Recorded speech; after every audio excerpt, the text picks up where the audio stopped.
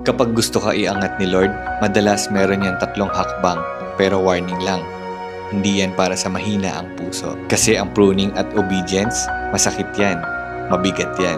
Hindi lahat handang dumaan dito. Una, pruning. Tinatanggal ni Lord lahat ng bagay na hindi para sa'yo. Pwedeng tao, ugali, o kahit opportunities na akala mo kailangan mo.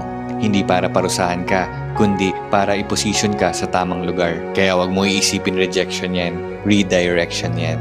Yung iniisip mong pagkawala, protection at preparation yan galing sa Diyos.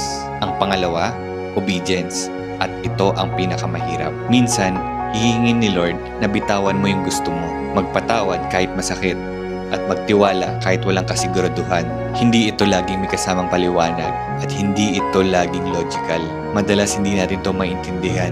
Madalas hindi natin ito paniniwalaan. Madalas hindi natin ito matatanggap. Pero tandaan mo, obedience is the key that unlocks the next level.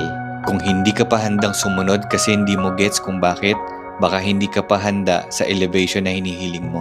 Pangatlo, sudden elevation. Pagkatapos ng pruning at obedience, bigla na lang bubukas ang mga pinto. Darating ang promotions, aapaw ang mga blessings.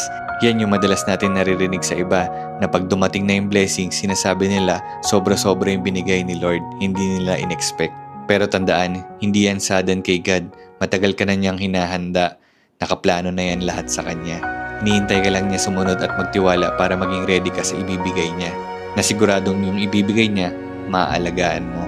Kaya sabi sa 1 Peter 5:6, humble yourselves in the mighty hand of God, that He may exalt you in due time. Kaya kung nararamdaman mo na parang pinapahinto ka, na tinatanggalan ka, o tinutulak ka ni Lord sa mahirap na hakbang, baka nasa proseso ka na ng elevation. At uulitin ko, hindi ito para sa mahina ang puso. Pero kung kaya mo magtiwala at sumunod, ihanda mo na yung sarili mo sa kung ano man itinakda ni Lord para sa'yo.